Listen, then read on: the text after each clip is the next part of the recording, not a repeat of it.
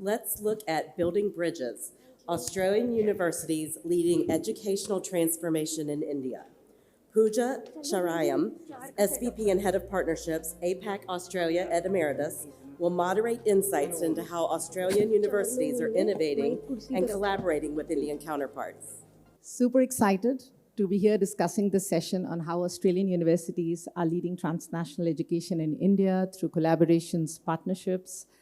And, while this is really topical right now and hot and buzzing, actually, this dates back to nearly 30 years ago when the first Australian university set up its international office in India to recruit students from India. So on this note, a very warm welcome to the co-panelists. Let me start with you, Amitabh. Just a quick introduction for those who may not know. Amitabh is leading the EY Parthenon's international education practice in India. He's been working very closely with the EdTech sector in India, and you've been advising universities, Amitabh, on international expansion, transnational education, setting up campuses, and also your growth strategies, right? How should they be looking at India? So perhaps a very pertinent question, Amitabh, that comes up is with the backdrop of the UGC regulations. There is a lot of excitement. It is enabling foreign universities to set up campus in India, but I think there's also skepticism because after all, it's an Indian policy. It could be subject to risk change. How would you, from your viewpoint, be looking at this changing landscape in India? Thanks, Pooja, and good morning, everyone. I think, I think from my standpoint, I think there's a lot to be excited about. Just the fact that these guidelines are out there itself marks significant progress. I mean, in the past, the Indian higher education framework generally, but also with respect to foreign universities has been extremely complex. Whereas now at least there's a clear path that is available to foreign universities to set up, a presence in India. So I think to me that itself is significant progress. I think it's something which everyone should be excited about. India clearly is in many ways currently the showcase or the it's right up there in terms of destinations generally, right? Business, trade, education, skill, whatever you may call it. I think there's a lot of focus on India globally, and again, I think that to me is the second, big factor, which again, is relevant to think about as you look at, foreign universities, being in India. And then third is just therefore, as a result, the diversity and the exciting ecosystem that India offers, right? Whether it's companies, and we were talking about this just a while back. Global companies all want to know more about India and kind of businesses and business models, because a lot of that today is getting exported. And I think therefore again from just an overall environment standpoint, I think India is it's great for India. It's great for, I think, institutions to have these sort of guidelines. I think also, there is just so much work we need to do as a system, and I think Shekhar talked about it. There's just such little quality capacity that I think there is just so much work we need to do as a country, as a system, both in terms of creating capacity, but creating quality capacity, and therefore, I think if you think about it from that standpoint, again, these guidelines, and this initiative is again just very, very important for us as a country. Today, if I were to just hazard a guess, we've got 45 million kids in people. I keep saying kids, but yeah, people in higher education institutions in the country. Less than 5% of those learners are actually in institutions that have any kind of meaningful quality, right? So it's just so much work to be done that I think there's only that much that can be done domestically, organically. So I think overall, I think a lot to be excited about and sort of to look forward to. And I think the sense we get is, at least it's early days. These guidelines were notified in November, even though universities have been spending time on this for, I think, almost 12 months prior to that. Partly because these guidelines have been in draft format for a while, partly also because you have a similar set of guidelines in the gift city that were available. So I think there has been some, I would say, a run up to this, but it is still early days. But over the last 2-3 months, since these guidelines have actually been enacted, at least what we've seen, what we are hearing is that there is significant interest across universities, in sort of exploring, opportunities in India. So I think, kind of clearly there seems to be, obviously the market seems to be echoing some of what, I guess, the excitement and the enthusiasm that I am kind of maybe pointing out as well. Thank you. Thank you so much, Amitabh. And clearly, Amitabh is very optimistic about this, but I'd like to bring you in here, Michelle, because Amitabh's bringing on the India perspective, right, from here. So Michelle, for those of you who may not know, is the Trade Commissioner of State of Victoria, Australia, and a senior government official who has held multiple diplomatic positions. And I think recently, for the last 5 years plus, Michelle, you've been based in India, and Michelle's responsibility is to deliver Victoria's in India strategy here. Victoria, as many of us would know, is the deemed educational state hub of Australia, with brands like Monash, RMIT, Deakin, and many more, right? And I think universities from your state, really, Michelle, have led the path on transnational education. So while Amitabh has this to tell us about from where he's viewing it, what do you think would be the Victorian government's view on this opening up of the regulation in India? How is the Victorian government viewing this, and your thoughts on that? Great, thanks Pooja, and it's great to be here today. I'm going to start and talk about the Australia and India relationship first, because, and then a little bit more specifically about Victoria.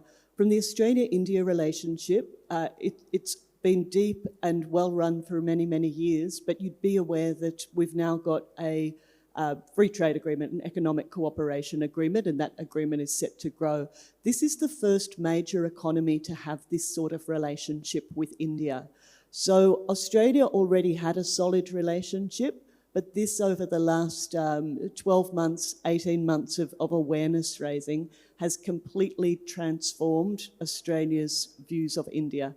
You know, I always say I'm just here in completely the golden period. And for those of you who are going through airports over the next couple of days, even in the domestic airport, there's a book on the bestseller list at Relay called Australia's Pivot to India. It's written by an MP. He has a strong academic credentials, and it's really worth a solid read, including the chapter on education. So I want to first say the relationship is deep and genuine. The relationship from Victoria, I think, will be amongst the leaders of what you see participating and transforming the Indian education sector. And I really want you to understand from that perspective just how rich the ecosystem of education capability is in Victoria. So we have a population, 6 million people. It's basically just bigger than Greater Pune. So within that population, we have 8 universities in the top 400. We're also the global headquarters of IDP. IDP began in Australia, and it began in Victoria, and it was actually a government spin-off. It's 50% owned by the universities, but that gives you an idea of just how big a part that is of our DNA. The Australian Council for Education Research is one of the longest standing educational research institutions in the world. It's also headquartered in Victoria. So when you think about Victoria, I don't want you to just think about it in terms of a place where students go and study. I want you to think about the ecosystem of really great knowledge. And as I said, I actually think that Australians are buoyant about India right now generally. We've had a strong and growing relationship with at a long time, and you're dealing with our expert topic, which is education. Well, that is certainly very a matter of cheer for us, because clearly both the government and the consulting world here is looking at India, and of course, sure are we, the ones in education. Perhaps just the right time to bring you in, Ravneet. Ravneet is the CEO for South Asia, Deakin University, and also the National Vice Chair of Australia-India Business Council. The Deakin Dynamo, should we call you that? While there is still some speculation there and some hope here, I think you've kind of hit the road with the rubber hitting right there, Ravneet. And if I may take the liberty of saying this, right, the bill gets passed and Deakin gets unveiled. Was there some insider trading happening here? And if not, then what's the real story? What has been going on behind the scenes, Ravneet? What we are seeing here is, of course, the Gift City campus, which we know you've been at the helm of opening. So please share with us the Deakin story. Thanks very much, Pooja, and very good morning. Yes, not yet afternoon. Good to see you all. Look, Deakin and India have had a love affair for 30 years now.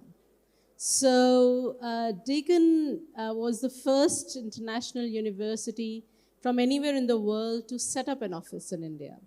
My journey began with Deakin at that time. So there were 2 Indian students at Deakin in 1994.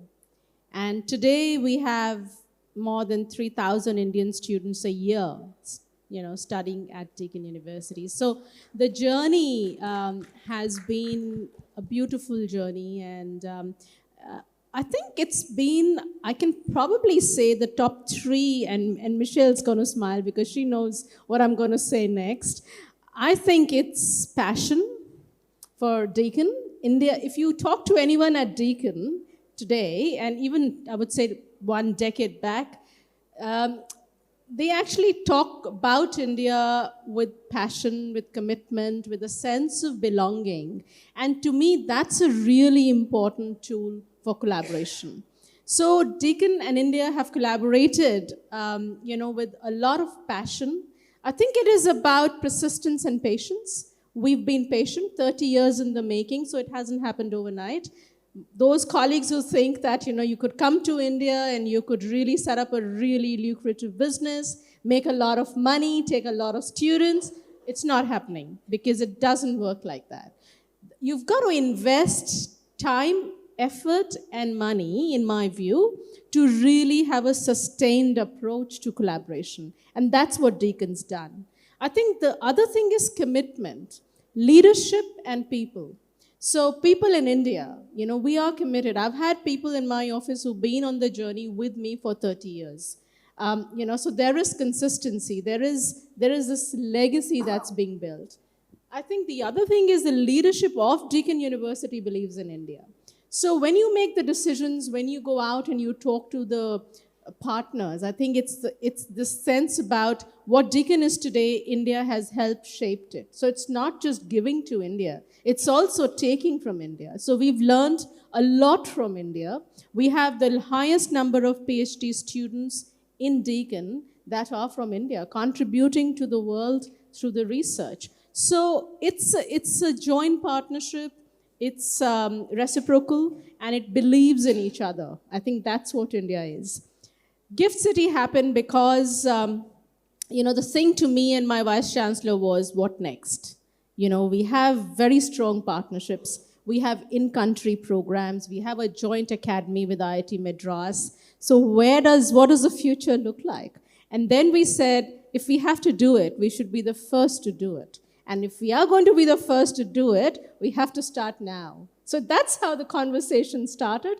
And in 11 months, as you say, we literally wrote the regulations with the ministries and a lot of deliberations on what will work, even small things about changing things about how universities think, how international universities think, what is required to be done for that. And we have a campus in 11 months. So we inaugurated the campus during Vibrant Gujarat. Prime Minister Modi was very keen to see how it progresses, because I think earlier it was said that India is at a threshold of treating itself as a destination for foreign education. And we see this campus as the conduit between, of course, educating Indian students, but also bringing our students to India, also getting students from the region into this campus. So the expansion plans are already there, and I do see a lot will happen. So there is obviously the academic exchange, but also a lot of rich cultural exchange, communities coming together. And that is just, I think, brilliant for us. So let me bring you in here, Michelle. The grapevine says that the Victorian universities and many others in Australia are waiting and watching how Deakin pans out, right? So in some ways, no pressure. So Michelle, just the other side, right? I know you were talking a lot about how forward-looking is everybody there, but what do you think could be the reservations which are not letting perhaps some of them just come in and say, look, here is an opportunity in its lap, and what could be the reservations of the universities? Sure, thanks, Pooja. Now, I need to also confess, Ravneet, I've learned so much about her, about sort of business through knowing her over these years. And also, one of the things when I describe to universities and to business generally why Deakin has done so well in India, it's the passion, it's the continuity of staff, the things that Ravneet just mentioned, but it's also Ravneet as a leader's ability to take risk. So if you're going to participate in India, you have to have a significant risk appetite. One of the things that I'm probably counselling, you can imagine at the moment there's so much media and PR about what Deakin has achieved, but it's taking away from the bigger picture of all of the other opportunities and various things coming in through the NEP and ways you can participate in India. So we're sort of saying to people, just step back from the photo opportunity for a moment and actually take a look at the whole ecosystem. The other thing that I want you to be aware of and to think about from the Indian community's perspective is that by nature of the education ecosystem that we have, within this cluster of universities, Australia and Victorian universities have campuses in Italy, Spain, Malaysia, Vietnam, Indonesia. So they're well experienced in assessing international markets. And so I think India needs to be reminded it's not just, this is a global competition. It's not just about India, so it has to stack up. The other thing I would be saying to the institutions that I talk to is look at India in terms of states. It's too big to swallow in one bite, and it has to be narrowed down by state competencies. And then when you start doing that, you start looking at, well, how does this state compare also to Sri Lanka? Because let's not underestimate how well Sri Lanka is doing as well. So I would be really interested to sort of be looking at where the great state ecosystems are going to arise in education is what I'm telling the institutions to take a look at and take a bit of a punt on. Fantastic. I love that line. India's got to step up, right? The competition is global. Thank you so much, Michelle. So just changing gears a little bit and stepping out of the regulations, but thinking about the future, Amitabh, and I'd like to bring you in here to perhaps, I think one of the things that we're thinking about as education companies is that where is the real market opportunity, right? Because you've got the Transnational, which is now gaining momentum. That's the dialogue. You're talking about offline campuses, which in some ways the narrative is shifting from online towards offline. But there is also this rising, absolutely, wave of internationalizing the whole online piece, right? I think there's just more and more opportunity for international universities to come in and scale online. So where do you think one should be betting? Is it the transnational offline? Is it the international online? One's got scale, one perhaps has better margins. Where do you think should one be leaning on? Yeah, so I think, obviously, offline transnational and online international are not directly comparable because, of the mode and whatnot. But I think, more generally, Pooja, the data actually shows that, that both models complement each other. That, when universities set up campuses in overseas destinations, they actually experience increased applications from those countries. So actually, in many ways, it's probably not so much a choice, or really it's not I don't think it's like almost a, thing you got to choose between the two. So I think in many ways, both models complement each other. There are obviously significantly higher capital and other considerations in setting up campuses. And therefore, I think, look, that process and that decision making will take its own time. I think there is still some work to be done, and I think just building on Michelle's point that I think India as a country, but perhaps individual states need to be more competitive or need to be more out there and and become exciting options for universities to set up campus in. And I think one of the important aspects there, which I think right now the regulations haven't fully done, is provide a very clear set of guidelines around capital and how providers of that capital will earn a return on that. Because that's, again, to her point, right? Dubai, Malaysia, they all have very clear guidelines, they're clear frameworks. If you deploy capital, there is no restriction around it. And I think the guidelines have left a little bit of ambiguity there, and I think that's important. So there is need to be, so I think, to me, really, it's not a choice. I think, different institutions, depending on where they are at, what they want to do, will make their own decisions. And I don't know if, and it probably so many will actually do both, because I think there are strong synergies between, the international education and the transnational education program. But I think, the capital question will perhaps become a bigger deterrent than the choice or the desire to choose models, as you think about this. Interesting. Ravneet, what would be your perspective on this, right? I mean, clearly, I think Amitabh's defined money is what makes the bear go, and, in some ways, that is going to be a defining factor. But how do you really see this, right? In a country as large as India, right, with billions out there, I mean, how many can, after all, a campus accommodate, right? What about those many thousands who are not able to fill the classrooms? And what's your view on these two formats, and which perhaps do you see as the way forward? Sure. Look, I think what is important to note that if you segmentize the market, right? So there is this market that will always want to go overseas, and I don't think we can change that. I think there will be people who would want to live overseas, work overseas, and study overseas. So I think that market will grow. Aspirational middle class and higher, that's going to grow. Then there is this very large market where people are looking for high quality education in India. And I think at the undergraduate level, for sure, it'll be more of a face-to-face mode, in my view. A blended approach, yes, will work, because experiential learning is important. But I think that's a segment of the market which is going to focus on people studying in institutions with more of a face-to-face, a teacher-led approach. But I think smart would be use of technology. How do we make use of immersive technology to give the experience to the user? And that's where I think innovation needs to happen.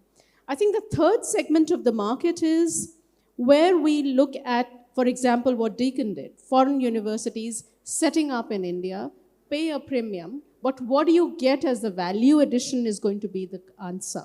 Why should I pay that premium money to get this degree? What am I going to get? I'm not going to get, ability to work in Australia straight away. So what is it that? So I think that's the value proposition that the universities, who ever think of being in India, need to bring with them. I think the main thing for me to say is the online education, or the edtech providers, as I may call it, have a role to play in upskilling India. We talk about where is the market in India. The market in India for edtech providers is largely going to be on upskilling industry. Today, you pick up any skill set, for any kind of sector, whether it is agri skill set, whether it's in the manufacturing industry, whether it is in the energy industry, there is a requirement for upskilling. So niche programs, whether micro-credentialing or not, but to be able to deliver the needs that the industry wants to the workforce already existing and to the entering workforce that will be coming into the future of work, I think that's where the whole need to engage with. And of course, innovation in models of education where people can scale up. Right. To me, online is more where you want to scale up and where you want to reach the user. That's where I think innovation will need to happen a lot more. I think we're just about on time. So Michelle, your thoughts on the education companies in that direction. Anything you'd like to share? I would like to talk to the EdTech-related companies in the room here. I'm really interested in what we're seeing coming out of India. We often think about EdTech through a content perspective and a delivery of learning. I'm fascinated with what India's delivering in terms of student experience, new financial models, and also, aggregation and these sorts of things as well. I would say make sure you take a look at Australia, knowing that it is a really concentrated market. From a skills perspective, we were talking before, I think there is a bit of a mismatch between what Australia defines as skills, which is sometimes vocational skills, and where the Indian market actually lies. And we've got to be a little bit clearer about that as well. But there is so much, and we have to make sure that the conversations we're having in the education sector are not just about degree and higher degree students. So there's a lot of richness to be had in the conversation. Thank you. Fantastic. So clearly some takeaways, if I can just quickly summarize. I mean, the regulations are clearly presenting an optimistic story from India's standpoint.